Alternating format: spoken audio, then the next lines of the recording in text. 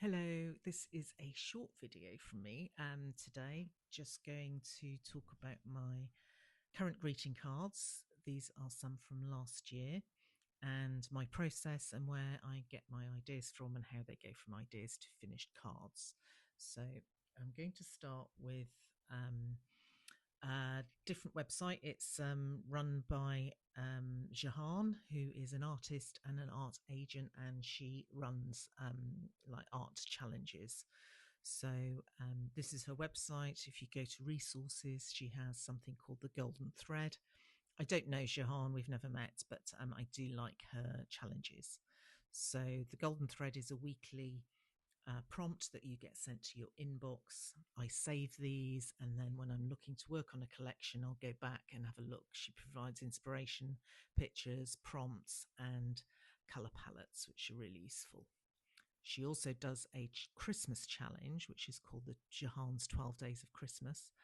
And again, I found these very useful and great for Christmas cards. They get you in a nice Christmassy mood. So you can search via the hashtag. I think it's hashtag Jahan's 12 days will bring you up something like this. And this is an example of some of the challenges, some of the prompts that are that you get as part of this challenge. So again, the thing I like about Jahan is that she is an art agent. So within her prompts, I think she's already looking and helping you towards producing work that is for publication, for working with other manufacturers or with other publishing partners. So these are some of my illustrations from last year. The Heart of the Forest, top right, you can see a couple of the characters, the fox and the badger, I've actually taken and used in some of this year's card designs. So this coffee van is the badger and the fox from my previous art challenge I've brought forward to put into this card. A nice sort of like, Christmassy London park scene. And once I have my prompt, and what I'll do is I'll review them. I'll do some little thumbnail sketches in a notebook like this. I have notebooks like this all over the place with little sketches in. Here's a few I put together. None of these actually became a card, but bits of each of them I developed sort of in a mishmash. Once I've got an idea, I go to my sketchbook and I start sketching characters or animals that I might want to put in to the card. This is the London Zoo idea that I had, London Zoo at Christmas.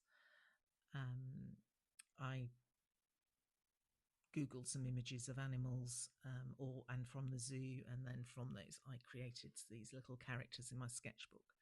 So what I do then is I scan them and I put them into my iPad, and generally a lot of my work starts from a physical sketch, but then I will scan it in and create more detailed drawings. I like using the iPad. It's there's a wonderful undo button, and you can really experiment with color. So I find it quite freeing. This is just a speeded up version of and a few bits cut out of the creation of this particular card in Procreate. It's great. You can throw in a reference photograph. So this, I'm using this to like help me with the markings on the giraffe. And because we travel so much, this is a really freeing way for me to be able to work from anywhere. Once I have one card done, then I will just repeat that exact process for the other many number of cards that I'm producing for a collection. This year I've just added 4 new designs to last year's design, so I've now got a total of 8. And once that process is finished and I have the designs that I'm happy with, then what I need to do is then make them into a format that is compatible for my card printer.